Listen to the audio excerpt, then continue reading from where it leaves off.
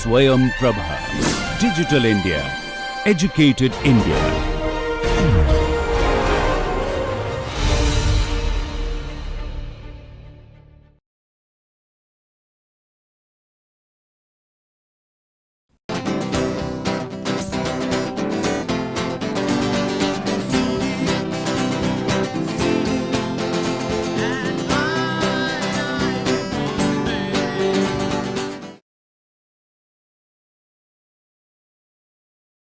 So, this is the second module and we are on to the second lecture of this second module. I thought it will be beneficial if I give you an overview of the set of lectures that are going to be given to you, shared with you. This will enable some kind of clarity as we move along. This module of course, is centered on the writer's vocation, the changing cultural demands on the writer, that is what we would focus on.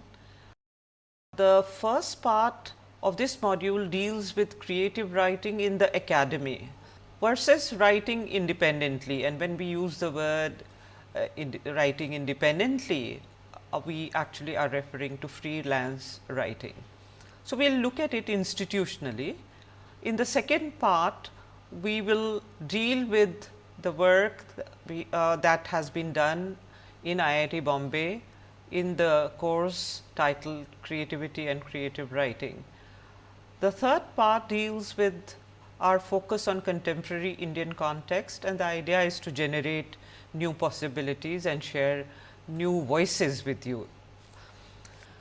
So, now I will move towards the second lecture, which is titled Creativity, Writing, Creative Writing, Recent Viewpoints. Within this again, what I have done is to deal with emergence of creative writing as a discipline within literary studies.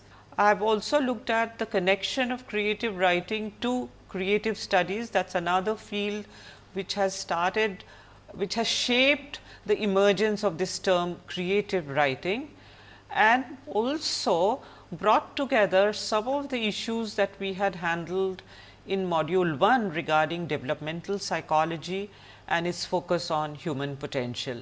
And so, with these convergences, I have tried to provide you a way of looking at your own creativity. So, it is not merely a report of institutional discussions and terminologies, but it is also a way of helping you understand the underlying issues that impinge on the creative venture.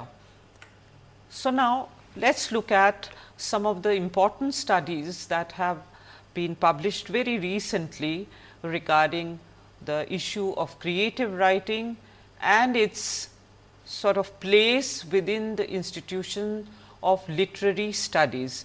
When we use the term literary studies, we are referring to the fact that literary studies require critical analysis. There has been a certain tradition of studying literature, and it has been more or less an analytical tradition, which goes back to the ancient Greek philosophical systems of thought.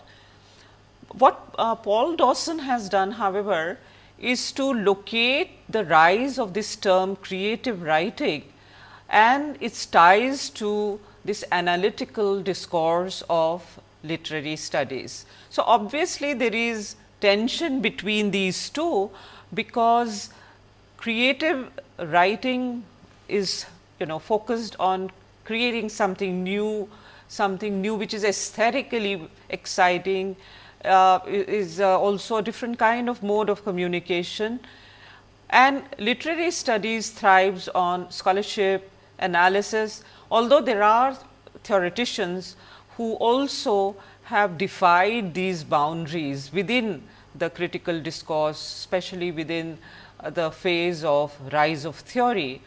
So, I am not suggesting that this is a watertight separation, nor is Paul Dawson suggesting that. In fact, he tries to show how these creative writing programs show a very deep tussle within the literary studies establishment right from its earliest formalizations in terms of the creative aspect of literature, that is the aesthetic aspect of doing, creating something new, and analysis of that. So, there has been that kind of tension right from the outset, and therefore, let me also point out that when he uses the term literary studies, he actually refers to the 20th century framework, and therefore, perhaps one can say that he is locating it within the rise of formalism, where there was a great focus given to the internal dynamics of what you write, how you write, what are the metaphors, what are the rhetorical devices that are used, so on and so forth. After which there was this sharp rise of theory with continental influences. So, he places the rise of creative writing within the rise of theory, thereby suggesting that actually theory, the reaction to theory is expressed by in terms of the rise of creative writing as a discipline, because it goes back to the creative aesthetic roots of literary studies. That seems to be his contention, although subsequently there are many other issues that have come up and that have influenced creative writing courses.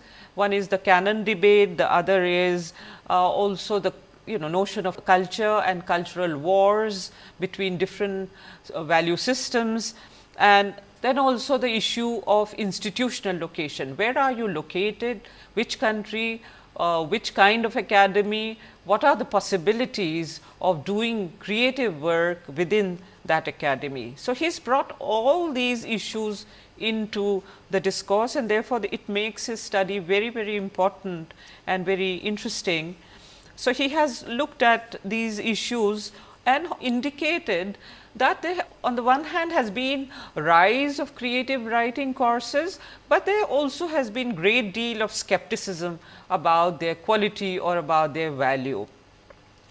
And so, I think we will pick up one or two issues that he has identified, or one or two metaphors that he has evoked in order to show why there is this gap in terms of dialogue between literary studies and creative writing.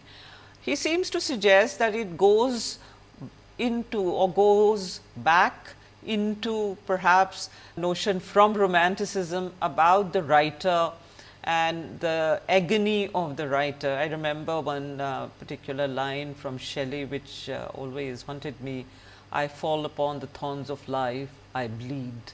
So, that sort of he seems to suggest that from then on there has been this separation in terms of the metaphor of the garret and the metaphor of the ivory tower, and the writer is kind of linked to the garret, because it is the writer who inhabits the garret, and the ivory tower refers to the privileged position of academicians who are somewhat protected from the ups and downs of life, and there is a kind of stabilized existence that they lead.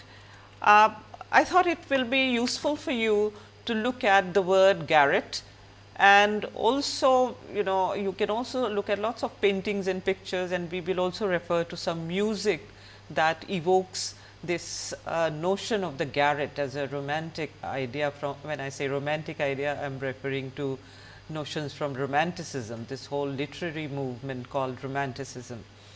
But in terms of the word itself, I have tried to identify some of the connotations.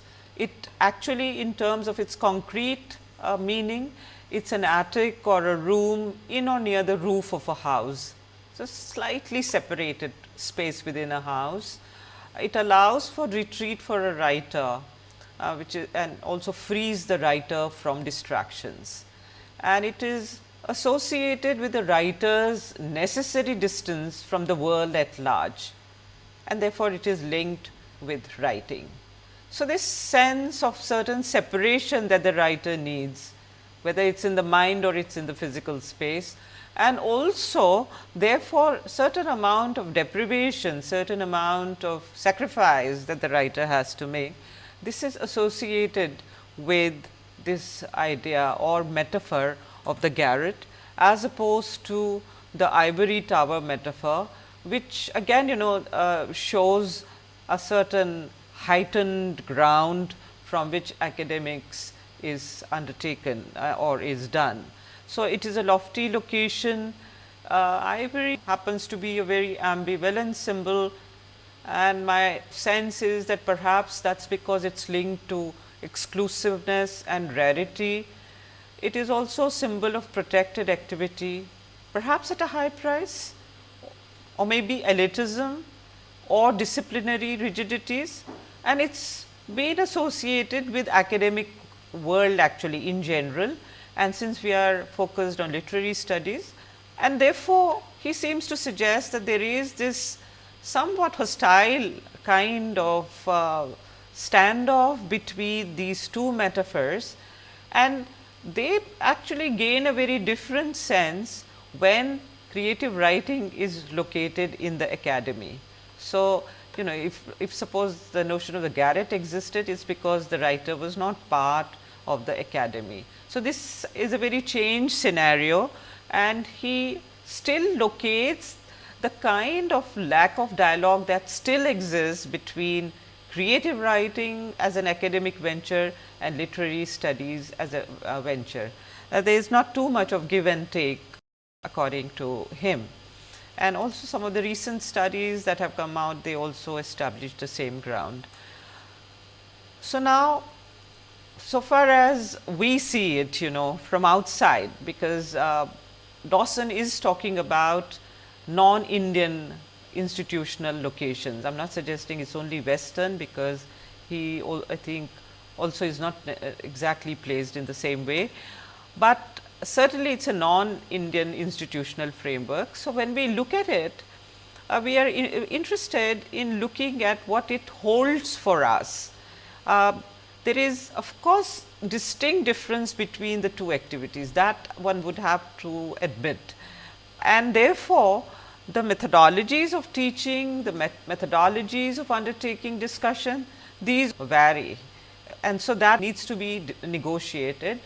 And again, within our institutional framework, the split between creative and critical is a sharper one, I feel. And in module 1, we have actually examined this issue in terms of the lack of nurturance of creative processes within our own academic institutions. But what Paul Dawson is trying to do is to also give us a historical overview of this somewhat new phenomenon of teaching of creative writing. People have always been creative, and they have always written what they believed in writing, but its new location within academic institutions, which means it is now being mainstreamed as an important activity. He in his book provides a rational, historically nuanced reason for it, and so this is what I will now share. So, there is this tension that we have already noticed through the metaphor of the garret and the ivory tower, and he is trying to suggest that it should not be such a compartmentalized scenario, because the two are deeply interconnected, and we agree with that point of view. He says that it is a 20th century phenomenon, teaching of creative writing, and according to him, and this is a very interesting point, he says that it is linked to increasing importance of the concept of creativity in modern English studies, and later on he goes on to point out not only in modern English studies, but also in many other spheres of activity and knowledge generation. This term has become a very, very central term of inquiry. So, let us see what he has to say about creative writing within literary discourse. So, according to him, there was a shift from the focus on the key term imagination to creativity, because the term imagination, which again itself is a post-enlightenment term, which was linked to literary activities, but that began to sort of also have fairly ambivalent associations, not necessarily associations that showed the strength of this term or the strength of imagination as a way of getting into or expressing events around the writer or any other imaginative person. So, according to him, this ambivalence slowly led to the replacement of the term imagination by this term creativity, which is, according to him, the productive imagination fully secularized and divested of any ambivalent connotations. At this point, it is enough to say that creativity replaced the term imagination because of its positive associations, and this is something that Raymond Williams also pointed out, and we had evoked that definition where he said that the term creative and creativity is one of the most positive words in the English language, with absolutely no negative association of any kind. So, again it is corroborated, what he has to say, Dawson has to say, is corroborated by what Raymond Williams also pointed out, and that is a fairly important endorsement.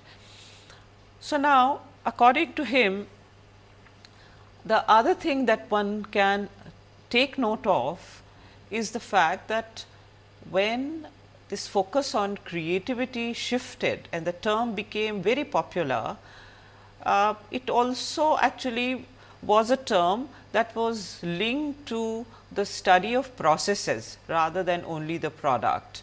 So, especially with reference to creative writing programs.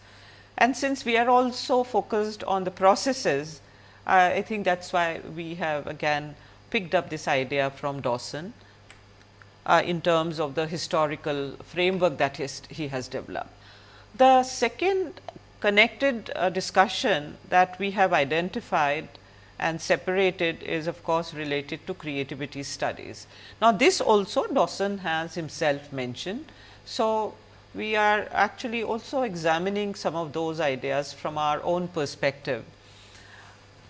Creativity studies, in some ways you can say, how can you separate it from developmental psychology, because this is also a branch of psychology and cognitive sciences, and that is absolutely true. But the reason we have separated this is because this indeed seems to have its very distinct trajectory, very concrete, distinct sort of orientation, starting with J.P. Guilford's very famous essay titled Creativity, which was published in 1950 in American Psychology, and that seemed to have opened this whole field of creativity studies in a manner that had not happened prior to that. At the same time, the reason we have separated this out is because the cognitive sciences are also involved in this whole outlook of towards creativity. So, Guilford is credited with the inauguration of this massive interest in creativity studies, and the key concept that he himself developed was the concept of a structure of intelligence, which involves a number of mental processes. So, he was not really completely focused on creativity itself, but he was interested in understanding the structure of human intelligence, and he developed along with many other ideas, there is a long list, a long inventory of what he considers very, very vital in terms of the structure of intelligence and these mental processes. He has identified it, he has also fine tuned it, and there have been lots of very important debates about it. But for our purpose, what he also proposed was divergent thinking as an extremely important component of this whole process. And what divergent thinking involved was the ability to generate multiple solutions to a problem, and therefore, it also was used as a synonym for creativity. So, for our purpose, this term divergent thinking becomes extremely important, because it enables us to understand how creativity requires this opening up and generating multiple possibilities. Now, this can be discussed later on in different ways, but Dawson has undertaken some kind of explanation which we will look at. Now, convergent thinking is also an important attribute of human intelligence, but what it does is to actually focus on the ability to deduce a single solution to a problem, and it is more bound by rules as opposed to divergent thinking that actually opens up any particular problem solving situation. It opens it up for numerous perspectives. So, it is not rule bound to that extent. Now, in creativity studies, another thing which is really notable is its belief, or its not only just belief, these are seen as scientific studies, and what they have tried to suggest is that there is creativity is a latent faculty in everyone, and it is applicable to every field of human endeavor. An idea that we have also discussed with you in module 1 in our own open ended intuitive fashion, but these are more systematic studies. So, if you are interested in any of these ideas, you can really pursue this line of thinking. The consequence of this notion of creativity as a latent faculty has also led to lots and lots of theorizations, one of which is related to some of the recent articulations that I thought I would share with you, because we have been talking about globalization and some of the new possibilities that have emerged in this very chaotic phase of our history. So, one of this is related to the concept of general human creativity in the climate of rapid economic changes. Creativity becomes a key term and it also becomes a motor for economic expansion. This is one way of looking at it, but I thought I would share this with you, because Dawson goes on to quote Richard Florida and his study, The Rise of the Creative Class, in which he very emphatically points out that creativity, because it is a driving force of economic growth in terms of influence, the creative class has become the dominant class in society. So, it gives a very different color to what we are saying, no doubt, because when you enlarge it in this manner, there are other political issues of a dominant class, whether it is right to have a dominant class like this, whether it is right to have a definition like this. So, there are a whole lot of political issues that emerge, but I at the same time think it is valuable to look at these discourses, because we are also so intermeshed in the era of globalization, that it is important for us to see how different people look at different endeavors, including creativity, which is so close to human temperament. And at the same time, what are the institutional manifestations, what are the institutional definitions of this? Actually, Florida, he went on to club many different groups within this framework of notion of creativity being a generalized human endeavor. He felt that the core of creative class includes people in science and engineering, architecture and design, education, arts, music and entertainment, whose economic function is to create new ideas, new technology and or new creative content. So, this is how he defines it. He also says that around this core there oscillates a broader group of creative professionals in business and finance, law, healthcare and related fields. So, it is a very enlarged definition, and Dawson has suggested that this whole milieu of creative concerns has influenced the notion of creative writing courses also, although it actually emerges from within the discourses of literary studies, but there are also these other areas of knowledge which have influenced it and also made it extremely popular. So, now what I would like to do is to point out how Dawson has looked at the teaching of creative writing in terms of the notion of divergent thinking. He feels that much of creative writing teaching takes place within the workshop module, which actually is a metaphor for the mental process of divergent thinking, because it provides different writers who are part of that classroom situation. It provides them with a range of different options offered by fellow students, often on the same idea that is being discussed, thus training them to internalize this process in the act of composition. So, this is again a very interesting, important idea. It also sort of enables us to look at possibilities, diversities, pluralities in a much more productive manner. Another idea that I think we now want to refer to, and this is not part of Dawson's framework, this is related to some of the issues from cognitive sciences that we again wanted to share with you. This is again these are part of our reports on the way this branch of knowledge has grown. David Morley, he refers to the arguments of cognitive science that the literary mind is the fundamental mind. According to Morley, the literary mind is a fundamental mind. Now, of course, we are not saying the literary mind is the exclusive preserve of those who go to the university. We are not saying that.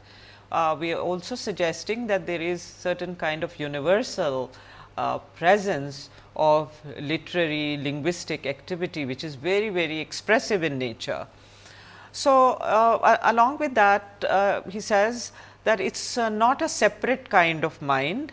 Alongside many other neuroscientists, Mark Turner contends that story is a basic principle of mind, and parable is the root of the human mind. Now, I think you know the word parable, but if not, you can check out its meaning, and what actually it refers to is this whole preoccupation, human preoccupation with narrating a story which has an implied meaning or implied value. It is close in some ways to metaphoric ability also. So, he says that story is a basic principle of mind, and the parable is the root of the human mind of thinking, knowing, acting, creating and plausibly of speaking. So, that is also very interesting for you to think about and also see, while you are creating characters for your novels or short stories or plays, whether how one can capture this ability also, because after all it is not really, as I said, exclusive preserve of only those who write or who go to the university. The other observation which is very interesting and it comes from the cognitive sciences is related to how neurologically we are changed by the experience, our experience of writing, as much as we are by reading. And creativity and metaphoric thinking are ubiquitous, and although that is so, but a writer fine tunes it, and therefore, for a writer metaphor is an art of attention seeking. So, the more powerful metaphor you would create, the better you would be able to convey what you want to convey, and writing comes out of this great creative tension between what you experience and how you want to articulate it. So, this is a way of attention seeking, of asking you to perceive something afresh. So, that is the demand on writing. Now, I would shift in some ways back to developmental psychology, which also is very close to creativity studies. As I said, you can even say contest as to why we have separated the two, but I think we have separated the two for the reasons that I gave you earlier, and we are suggesting an interface between these two. And the idea is to extend what Dawson had to suggest by adding our own insights and also then finding a blend which works for us better. Because we are really located in a very, very different institutional framework, and it is never enough to only academically look at ideas. If we want to be creative, we will have to be rigorous, but at the same time we will have to take our own chances. So, from that point of view, I am going to refer to the ideas we had referred to earlier regarding developmental psychology and add one or two ideas further, so that we have a blend of possibilities, or we have the possibility of working out a blend. So, in terms of developmental psychology, we had talked about the creative state of mind and experience and knowledge in the lecture titled Learning from Knowledge Systems. And in that lecture, the whole emphasis of developmental psychology on infancy and childhood stages, that we had tried to bring out. The purpose of those ideas and placing them in the first module was really related to helping the students take their own personal experience seriously.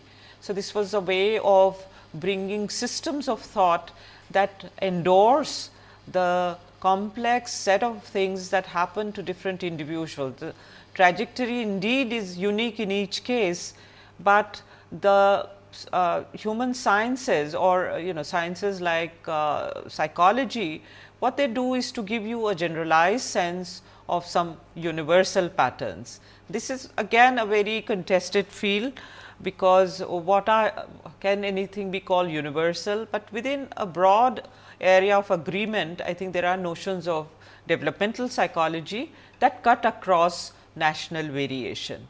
So, therefore, with that assumption, we had already discussed these ideas with you. We had also discussed Csikszentmihalyi's ideas in order to show how, with that orientation of developmental psychology, some of the theoreticians and practitioners have been focused on the growth potential of individuals. So, how do we define certain states of mind or being that help us understand our potential and to tap it further. So, that is what we had done in that first module, and at the same time we were extremely keen on talking about our own context, the diversity of our culture, cultural diversity, blends of languages, academic realm through a focus on the evolving sense of the self. So, we looked at all these, the language issue, the academic issue, the larger diversity of our framework, but our idea was to help you, locate yourself within this complex situation in order to again find your own sense of what your potential is all about. That is always, it can be a difficult thing, sometimes it is not, sometimes it is very difficult. So, the next idea that we had also looked at was Csikszentmihalyi's notion of the psychology of optimal experience, mainly from this perspective of finding your bearings and evolving sense of self.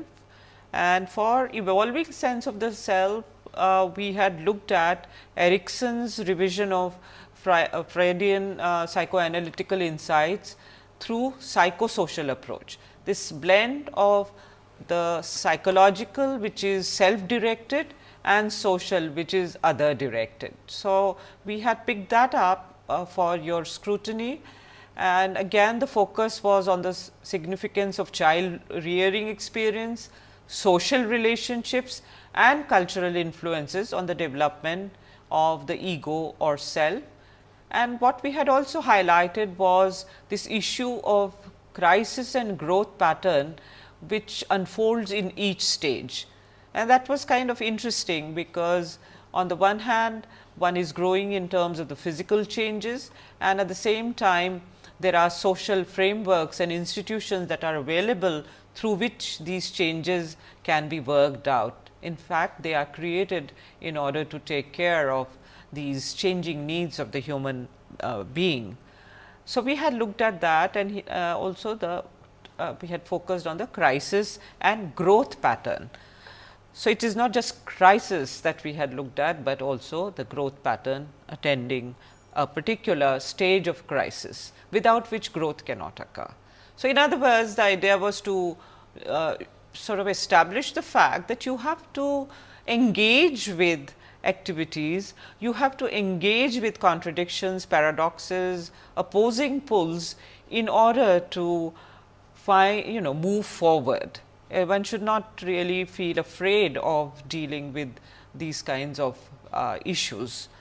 Oftentimes one is taught not to deal with complexity, but to sort of develop convergent thinking more sharply.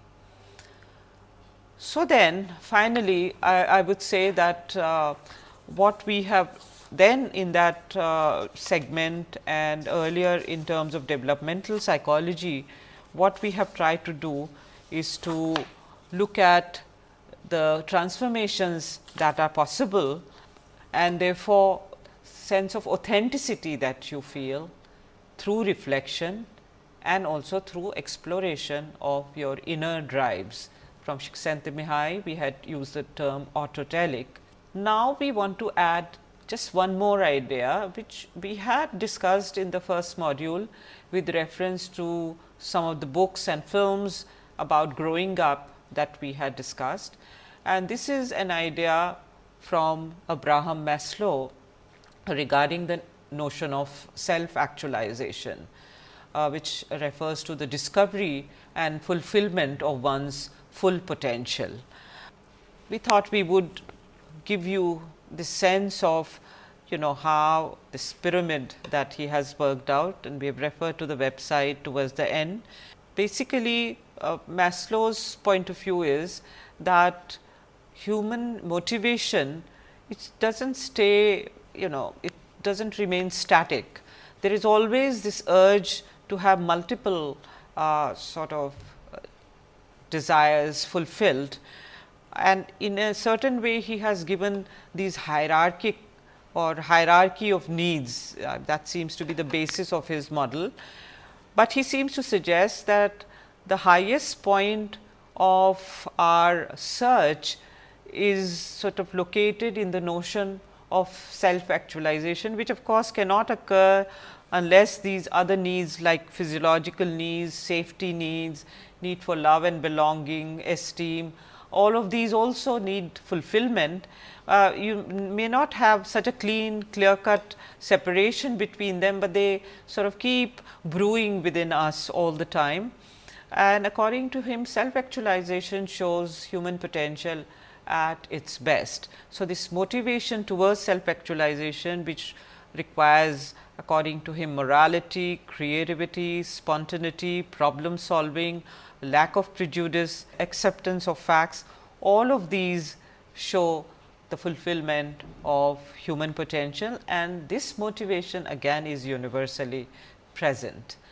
Again, we will not go into debates of this notion of self actualization, whether self actualization is possible in highly disturbed societies, or it is a parameter of a very highly stabilized society. We do not really know. I do not think there are easy answers, but for us are part of fairly stable academic situation, but a very unstable world, I think it certainly gives you a point to reflect on. And 2 or 3 other quotations we have selected because they show Maslow's wisdom in dealing with life.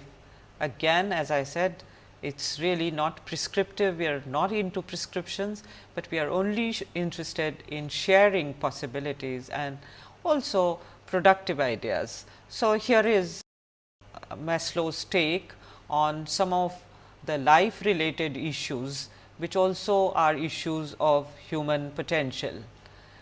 So, the first quotation from this website that we picked up is related to how you view yourself. If you deliberately plan on being less than you are capable of being, then I warn you that you will be unhappy for the rest of your life. You can think about it, but I do feel that he is trying to suggest that we need to look at our own self in a much more dynamic fashion. We should not underestimate ourselves, and at the same time it is really not an easy thing if you are placed in a situation where the world judges you, or your academic framework judges you, or your social framework judges you, and that judgment does not sit comfortably with you. Surely you will have a big tussle. But I think finally the wisdom of Maslow comes from the fact that you have to believe in yourself, and you have to sometimes fight many adversities in that process. The second quote from Maslow is related to mental wellness. I think it is also very close to what Csikszentmihalyi said about autotelic activity. The ability to be in the present moment is a major component of mental wellness. If you recollect, Csikszentmihalyi had talked about autotelic activity also as an activity where there is complete absorption in the given moment, and without this full concentration in a given moment in the kind of activity you have undertaken, it is really not possible to do something valuable. But he also relates it to mental wellness. Finally, the very encouraging thought from Maslow: we are not in a position in which we have nothing to work with. We already have capacities, talents, direction, missions, callings, and that seems to be my belief also. Thank you.